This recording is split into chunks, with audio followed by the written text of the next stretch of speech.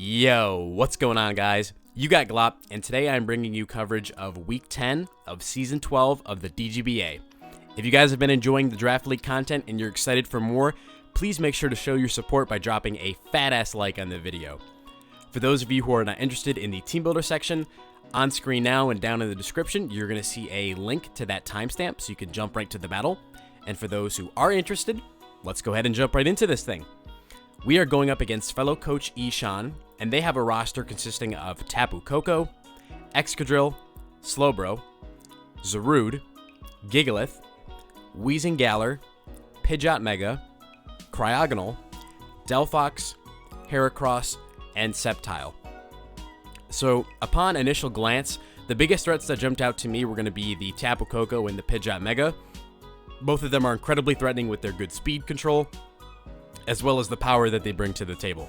So if my opponent's able to get rid of my Hippowdon, for example, they have free Volt Switches with Tapu Koko, and Pidgeot is just does really well into my team because of the fact that my flying resists don't have reliable recovery. So Celesteela and Lycanroc do not appreciate taking Hurricanes, or in Celesteela's case, taking a Heat Wave. That's going to very quickly whittle it down to the point where it can no longer effectively check the Pidgeot. So I've got to find a creative way to get around that thing. The other two threats are the Zarude and the Delphox. So Zarude is kind of notorious for kind of just dismantling more defensive archetypes. It's got Bulk Up and Jungle Healing, which allow it to ward off status and set up so that it can just kind of steamroll through defensive teams. And Delphox can actually be a threat because of the new mechanics of this generation.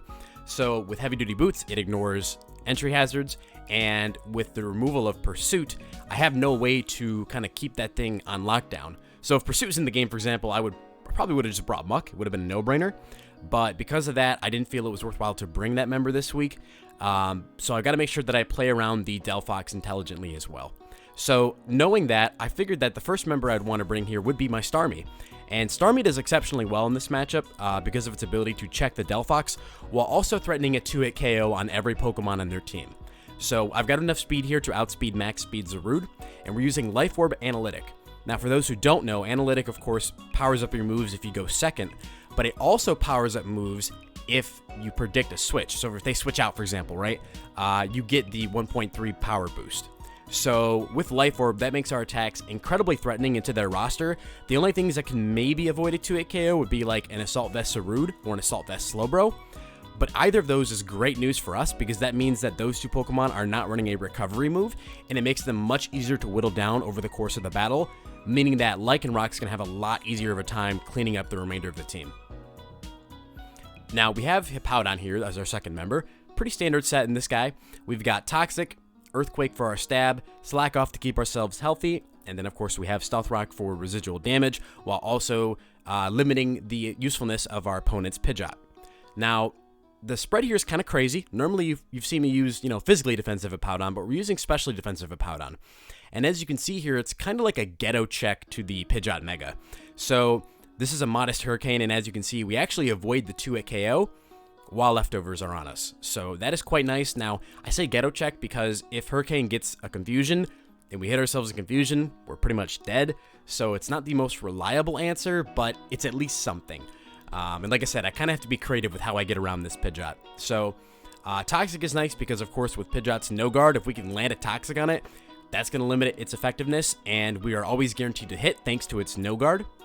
So Tapu Koko or Hippowdon here also helps with the Tapu Koko, basically limiting the effectiveness of, going for Volt Switch. They're going to have to make a play, maybe if they have Grass Knot or something. So just a really reliable member to have here. Can also help check Excadrill if it gets out of hand. So I figured it was a sensible bring. Next member we have here is the Tangrowth, and Tangrowth is pretty much here for two main reasons. As you can see, my opponent kind of has a sand mode to their team with the Excadrill and the Gigalith, so I want to make sure that I don't lose to a Sandrush Excadrill. That thing is always a huge threat, cannot be understated how threatening that Pokemon is, so I'm using a rather physically defensive spread here with a little bit of Spadef. Now, I don't have the exact calcs that I was looking at on hand or off the top of my head. This match happened about 3 months ago. However, I do remember that whatever I was looking at, the damage rolls weren't significantly different with this additional defense, so I opted to put it into the Spadef just to kind of help cushion hits from things like the Tapu Koko, for example. So we're using Sleep Powder here. Now, Sleep Powder is kind of sus with electric terrain. For those that don't know, when electric terrain is up, you cannot sleep Pokemon. However, I thought it would be helpful if they decided to switch into one of their levitating Pokemon, such as the Cryogonal, or if they go into their Pidgeot, we can get a guaranteed no-guard Sleep Powder onto that thing, since terrain only affects grounded Pokemon. We've got Sludge Bomb here to threaten poisons and help do damage to the Zarude. We've got Giga Drain for our reliable stab, and of course Knock Off to get rid of items. Rocky Helmet is here to help punish the Excadrill if it wants to go for a Rapid Spin, or just chip away at it as it goes for Iron Heads to limit its effectiveness throughout the course of the game. The next member we have here is Slowbro, named after my homie Agronauts, and kind of a crazy moveset in this guy. So we've got Sludge Bomb here to do big damage to the Koko. We have also the Sceptile. We have Flamethrower for that Excadrill since it resists our dual stab. Psychic is a nice consistent option for damage while also hitting Weezing harder. And Grass Knot is there to hit the Gigalith harder. So Gigalith might want to come in on it since with the Sand Boost, it can take special hits pretty well. Grass Knot is a great way to punish that thing and basically make it so that it can't continue to set up sand over the course of the game. So to kind of highlight some of the calcs here, let me go ahead and pull up our good friend Slowbro here. And as you can see, this is, again, a modest Hurricane. Slowbro can actually really help check the Pidgeot, especially if rocks are up or if we've got Toxic on that thing. It's not going to be able to take repeated hits from Slowbro. And the nice thing, too, is that Sludge Bomb has that great 30% poison chance. So if he wants to stay in and try to roost on us, we're going to be threatening a poison, which is easily going to make all of our attacks turn into 2-hit KOs when you factor in the poison damage. Not to mention, Pidgeot's going to be taking damage from potentially Stealth Rock as well as Sand, so we've got a lot of ways to wear that thing down and basically get it out of the game. There was one other calc I was looking at. Let me pull up Tapu Koko here.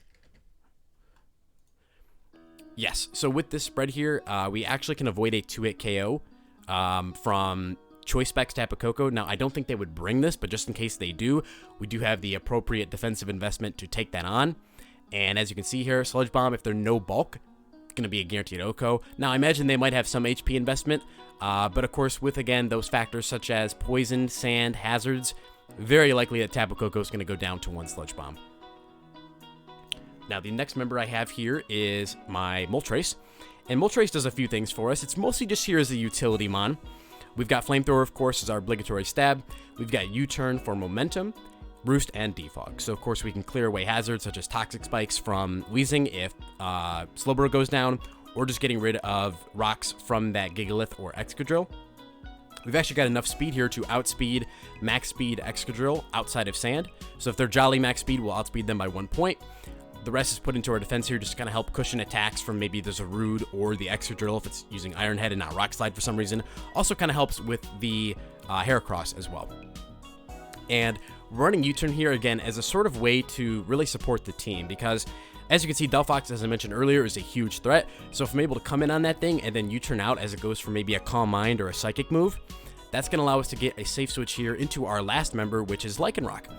And Lycanroc, I think, is going to be the key to winning this game for us, legitimately. It does very, very well into this matchup outside of that Slowbro. So we've got Stone Edge as our strong stab option. Close combat to hit the Gigalith and the Zarude harder, as well as sniping the Excadrill. Rock Slide is kind of here as like our cheese option. In a worst case scenario where we've just lost all of our ways to handle Slowbro and it's all coming down to Lycanroc, we might need to get a flinch to beat that thing. So I figured Rock Slide would be a appropriate option for that, as well as the fact that it is more accurate than Stone Edge. So if I know that Rock Slide's going to get the KO, I can just go for that rather than risking a Stone Edge miss. And then of course we have Sword Stance. Now we're using heavy duty boots for a pretty interesting reason here. I actually want to showcase how well this Pokemon can take hits while Sand is up. So let me go ahead and put up Sand, and I will show you that we can actually switch into the Pidgeot fairly easily. If they're using a, let me see here. This is Lycanroc, yep. Oh, didn't click the Sand, my bad. Okay, so this is a Timid Hurricane here. Now, they might be running Timid Hurricane because if they don't use Timid Pidgeot, Max Speed Starmie will outspeed Modest Pidgeot, so there is a chance they're running Timid.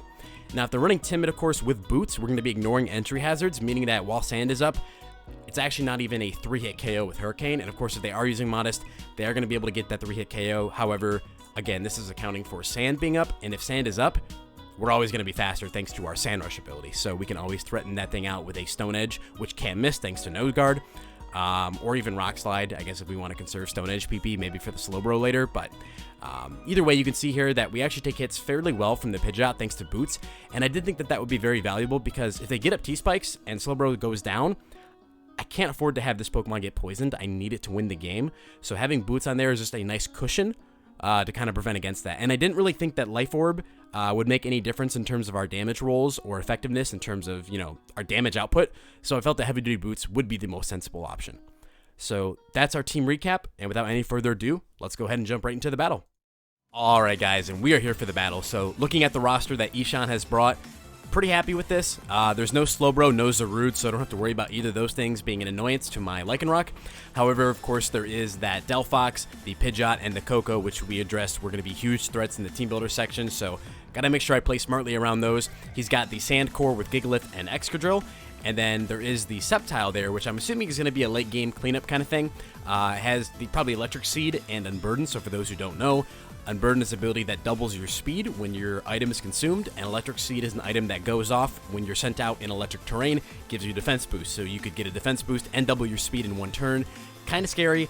Gotta make sure I keep my Tangrowth around, because I'm assuming if it's going to be a late game cleaner, it's probably going to be an SD variant. So, in terms of my lead here, I figure that Tangrowth looks pretty great. I want to see if I can get an early knockoff or a Sleep Powder onto something, especially if he leads with either of the Sand Core here. So I'm going to go ahead and send out Tangrowth as he elects to lead with the Tapu Koko, and I figure this is a great position to be in. Just going to go right for the knockoff. Now, of course, we don't knock off the Mega Stone here, but I'm going to pull a switch into a Powdon to take this Hurricane, and as you can see by this damage, this is a modest Mega Pidgeot we're dealing with, so I know for a fact that my Starmie most likely outspeeds this, so I need to be cognizant of that. And I'm kind of in a bad spot here, as we reviewed. I can avoid the 2-hit KO, but it's not really in my favor because of the confusion chance, so I'm just going to go for Slack Off once here. And I believe on turn 4, I remember sitting there for a while, just kind of like thinking about what do I want to do. And I figured that if he's going to stay in and potentially let me Toxic this thing, I would really like that. So I actually go for a Toxic as he goes for his own Toxic. So kind of an interesting little exchange there. Now, I don't want to let Powdon take any extra damage. I'm just going to pull switch into my Slowbro, knowing that we're Assault Vested and I can take this hit pretty well. And I figured it would make a lot of sense if he was to go out into Gigalith, because the sand is up, he has the special defense boost, and he could actually get up Stealth Rock versus us. So I try to call that out here by going for a Grass Knot. As I kind of get the read wrong, he goes into Excadrill, so we don't do a whole lot of damage to that thing. Not the end of the world, though. I do have my Tangrowth chilling in the back, so I'm going to go out to that thing as he goes for Iron Head, and that is revealed to be Choice Banded damage based on some calcs that I ran. So definitely can be a threat if he predicts correctly. I'm just going to go ahead and Sludge Bomb here because I figured he was not going to stay in. I figured he'd either go out maybe into, like, I don't know, Koko if he's crazy expecting a Sleep Powder, or maybe even into the Pidgeot, which can also take a knockoff or a Sleep Powder since it's already statused. However, he ends up going out into Gigalith now, which I was kind of surprised by, but I figured, okay, this is a free Sleep Powder for me. Able to get that off and go for a Giga Drain in the next turn, doing pretty big damage to this thing. He wakes up here, though, goes for Iron Defense, and I was a little bit confused why you did that, but I figured, okay, if he's going to give this Pokemon to me, I'll take it. He gets off a girthy 22% with the Body Press and dies, so that's wonderful for us. Just going to go right out into my Moltres as Delphox comes out, as we're going to eat up a Trick, which is bad because now we don't have Boots. Now this Delphox has Boots. That's definitely scary, and as I mentioned, Delphox can run a train on our team. So I'm going to go for a U-turn here as he goes for the Calm Mind. And I like to go out into my Lycanroc here, seeing as how it doesn't really have an immediate switch in. I could have gone Starmie here, but the problem is that I have to hit a Hydro Pump, and Rock Slide is far more accurate than Hydro Pump, so I just go right out into my Lycanroc, click that Rock Slide, able to land, get the KO on Delphox, which is great. He's going to send out his Tapu Koko here. I don't want to take a hit from this guy. Going to pull switch into my Slowbro, knowing that I can take any hit from it, as he pulls a double in the Pidgeot. And this works out wonderfully for me because I'm able to just go for a Psychic, knock out the Pidgeot, and we're looking to be in a great position right now. So we're up 6-3. Game's not over, though, yet. As I mentioned, the Sceptile's coming in here with the Electric Seed for that Unburden boost.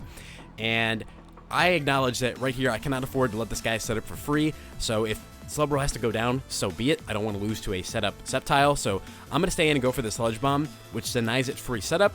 Going to get off 79%, really nice damage, and I figured at this point in the game, my Moltres is not really necessary anymore, and I was also fairly confident that he was not going to go for another SD. If he did, I could have been in a pretty bad spot, but again, I was very sure he wouldn't. So I go into Moltres here, knowing that he's not going to SD. He goes for a Rock Slide, which is a great play, so he gets a KO there, but honestly, I'm fine with this exchange, because now I'm able to bring out my Tangrowth here, go right for the Sludge Bomb, and knock out the Sceptile. So we're up 5-2 now. Game's kind of coming to a close, but it's not 100% over yet. He's going to go Drill, go for the X-Scissor, which does an insane amount of damage. I go for Giga Drain, but unfortunately, I don't recover enough to be out of range of another attack, so I'm going to pivot out into my Slowbro here just to take the hit, and then I'm going to go back to my Tangrowth, knowing that I can now take the next X-Scissor, thanks to Regenerator, able to kill him off with the Rocky Helmet there, and it all comes down to this Tapu Koko. So I don't want anything kind of setup happening here. I'm going to pull Hard Switch into my Hippowdon, just in case this thing is like Calm Mind or something, as it actually reveals to be Calm Mind, which is a big threat. Could definitely mess up the rest of my team. So I'm kind of forced to stay in here, go for the Earthquake, which does not allow him to set up any further. Grass Knot is able to pick up the KO. The critical hit did not matter. Gonna send out Lycanroc now, and it basically comes down to, can I hit some Rock Slides? Because if I don't hit Rock Slides, and this thing has Roost, it can actually beat the last 3 members of my team. So gonna be riding, game's basically riding on these next couple turns here. So I go right for the Rock Slide as I'm able to land a crit, which is pretty fortunate, and thanks to that Spadef boost from the Sandstorm, I'm actually able to tank that Thunderbolt even in the terrain. So it's all going to come down now. Can I hit another Rock Slide? And the answer is yes. Wow! So if I had not gotten that initial crit with the Rock Slide, I believe it was still a 2-hit KO, or it would have been in range of the next Rock Slide plus Sandstorm. If he had roosted on the next Rock Slide, for example, I probably would have just gone for Stone Edge, being like, okay, I have to go for this now. I would not have had another chance to outspeed and knock out the Koko, so it would have come down to a Stone Edge, unfortunately. But thankfully, we got that crit, which basically just made it a lot easier to pick up the KO. And that is going to be our game versus Ishan. So folks, what I was trying to say before I went and had a stroke was that this was a very big accomplishment for me, because this essentially meant that we joined Week 4 of DGBA, proceeded to go undefeated for the remainder of our season, so I was very, very happy with this. This now means that we will be going into playoffs, so I will see you guys for our Round 1 playoff game. Have a great rest of your day. Peace.